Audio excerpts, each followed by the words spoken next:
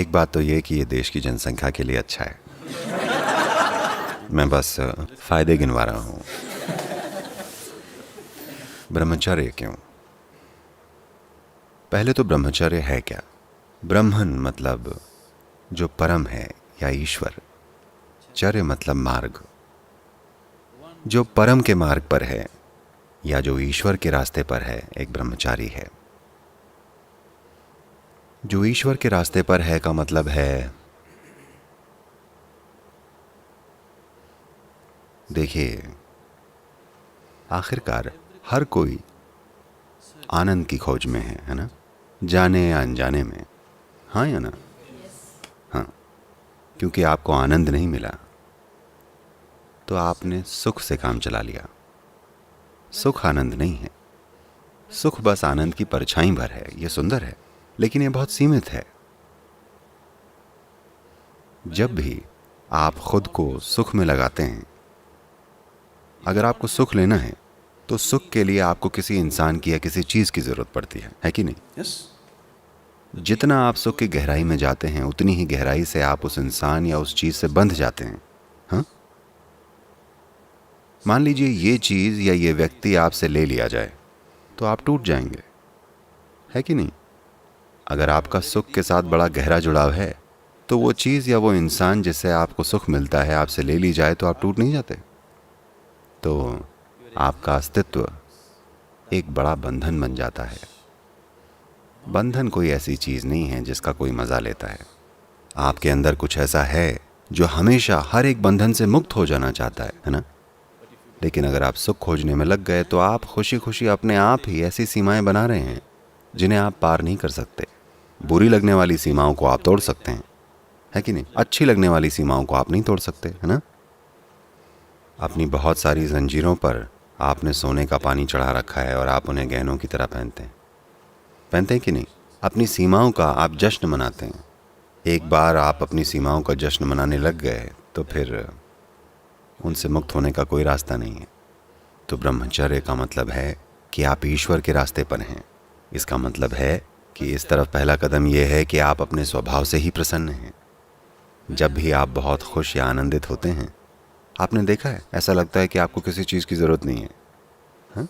किसी एक दिन जब आप बहुत खुश होते हैं, अगर आप खाना ना खाएं, सोएं ना, कोई फ़र्क नहीं पड़ता, होता है ना?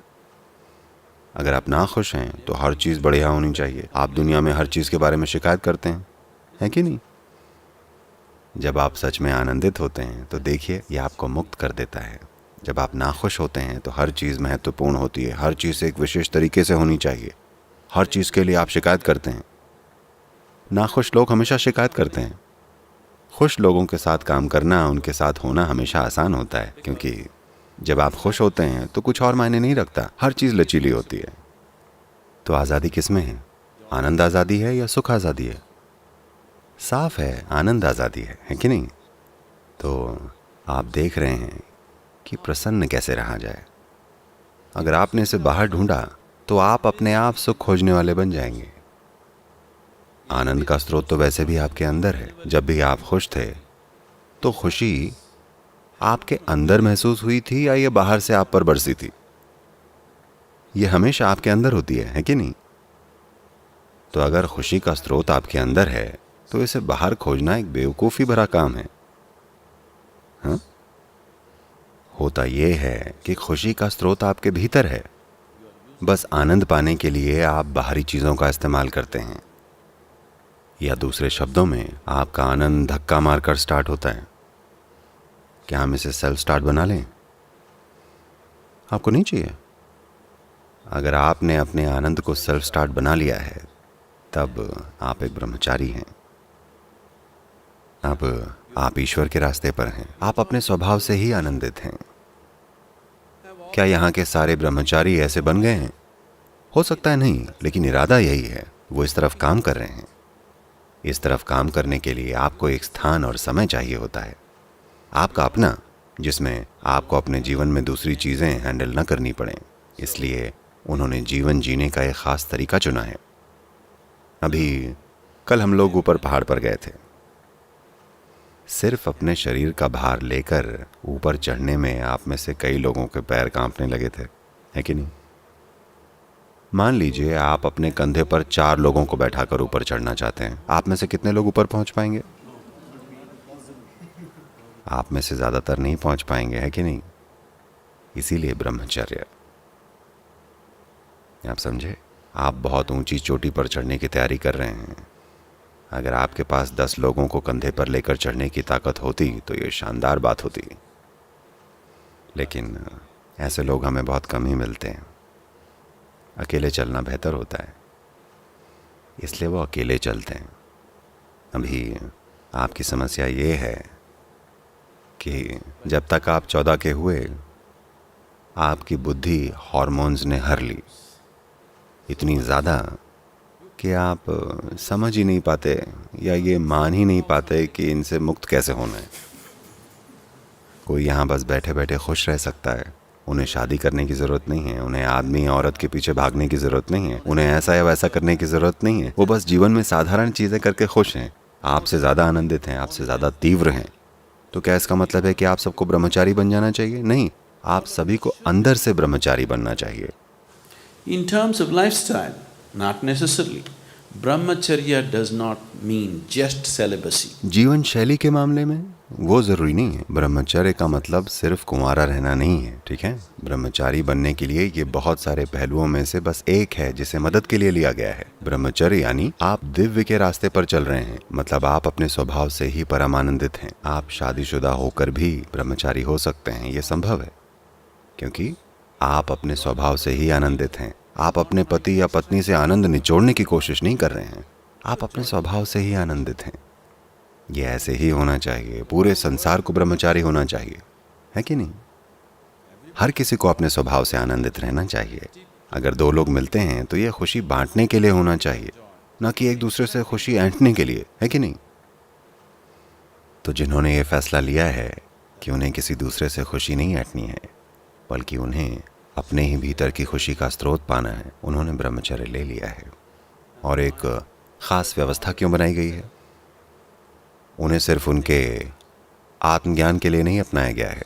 अगर ये सिर्फ उनके आत्मज्ञान की बात होती तो हम कितने ही दूसरे तरीकों से ऐसा कर सकते थे। आप में से कितनों ने आम खाया है? आपने आम खाया? हाँ, आपने आम खाया? नहीं? आप में से कितनों ने आम का पेड़ लगाया है? देखा, केवल 10 लोगों ने आम का पेड़ लगाया है, पर आम खाया सबने है। ऐसा सिर्फ इसलिए क्योंकि लगातार हर पीढ़ी में वो 10 लोग आम के पेड़ लगा रहे हैं और सब लोग खा रहे हैं, है ना? तो आध्यात्मिक मार्ग को पूरी ईमानदारी के साथ जारी रखने के लिए ब्रह्मचारियों की ज़रूरत है। ब्रह्मचारी का मतलब है कि हम उन्हें इस तरह से रख रहे हैं कि उनकी ऊर्जाएं ढीली हैं, लचीली हैं। हम उनसे कुछ भी बना सकते हैं, मतलब कुछ भी बना सकते हैं। मैं 10 ब्रह्मचारियों को एक में मिला सकता हूँ और 10 ब्रह्मचारियों से एक बहुत बड़ा इंसान बना सकता हूँ, एक बहुत बड़ी शक्ति। हमने उनकी ऊर्जाएं ढीली रखी हैं, उनका कोई व्यक्तित्व नहीं है। आप उन्हें जैसे भी मोड़ें वो वैसे ही बन जाएंगे। देखिए, अगर हम एक उदाहरण लें तो आप एक मिट्टी के बर्तन की तरह हैं। आप एक कार्मिक बर्तन जैसे हैं। कुछ विशेष कर्मों ने, विशेष प्रभावों ने आपको एक विशेष रूप दिया है। हाँ? जीवन की प्रक्रिया के साथ अब आप एक विशेष प्रकार के इंसान बन गए हैं। जब आप बच्चे थे तो ये काफ़ी लचीला था, जब आप युवा थे तब ये थोड़ा कड़ा हो गया, जब तक आप वयस्क होते हैं ये बिल्कुल कड़ा हो जाता है। ये ऐसा है जैसे हम देख सकते हैं कि बर्तन धीरे धीरे जीवन की प्रक्रिया के साथ पक रहा है। अब जब तक आप बूढ़े होंगे तब तक ये पूरी तरह से सख्त रूप होगा। अगर आपने इसके साथ कुछ भी किया तो ये टूट जाएगा। देखिए, अभी यहाँ एक पका हुआ बर्तन है, अगर आप इसका आकार बदलने की कोशिश करें तो ये केवल टुकड़े टुकड़े ही होगा, है कि नहीं? लेकिन जब ये पका नहीं था तब आप आसानी से इसको मोड़कर कुछ भी बना सकते थे। आपने 10 कच्चे बर्तन बनाए, कल आपको ये अच्छे नहीं लगे तो आप इन सबको एक साथ जोड़कर एक बड़ा बर्तन बना सकते हैं, है कि नहीं? अब हम पके हुओं को कच्चा बना रहे हैं। हम उन्हें उस अवस्था तक कच्चा बना रहे हैं जहां वो बहुत लचीले हो जाएं। हम उन्हें कोई भी आकार, कोई भी रूप दे सकते हैं। तो ब्रह्मचारी उस तरफ काम कर रहे हैं। ये एक बहुत बड़ी साधना है, ये वैसा नहीं है। जानते हैं, जैसे दुनिया के दूसरे सिस्टम कर रहे हैं कि वो बस शादी न करने की कसम खा लेते हैं। ये वैसा नहीं है। वो अपनी ऊर्जाओं के साथ क्या करते हैं उसका पूरा का पूरा एक सिस्टम है। अंदरूनी तौर पर बहुत बड़ा काम किया जा रहा है। ये इसका बहुत छोटा हिस्सा है। जो आपको दिख रहा है कि उन्होंने शादी नहीं की, ये इसका बहुत छोटा हिस्सा है, बाकी का बहुत अंदरूनी है। और ऐसे लोग जो दूसरों की भलाई के लिए खुद को समर्पित करना चाहते हैं, उनकी समाज में ज़रूरत है। किसी भी समय, किसी भी समाज में दूसरों की भलाई सोचने वाला अगर कोई भी नहीं है तो वह समाज निश्चित ही बर्बादी की तरफ बढ़ रहा है, पक्का। अभी इस समाज के साथ यही चीज़ हुई है। बहुत कम लोग हैं जो दूसरों की भलाई के बारे में सोच रहे हैं, बाकी सब मेरा क्या मेरा क्या मेरा क्या। अगर कुछ प्रतिशत लोग अपनी भलाई से परे सोच रहे हैं, सिर्फ तभी समाज संतुलित और स्थिर रहेगा, नहीं तो समाज बस बर्बाद होता चला जाएगा। क्या यह महत्वपूर्ण नहीं है कि कुछ लोग हैं जो अपनी भलाई, अपने जीवन के बारे में नहीं सोचते हैं? वो देखते हैं कि ये सब दूसरों के लिए कैसे संभव हो।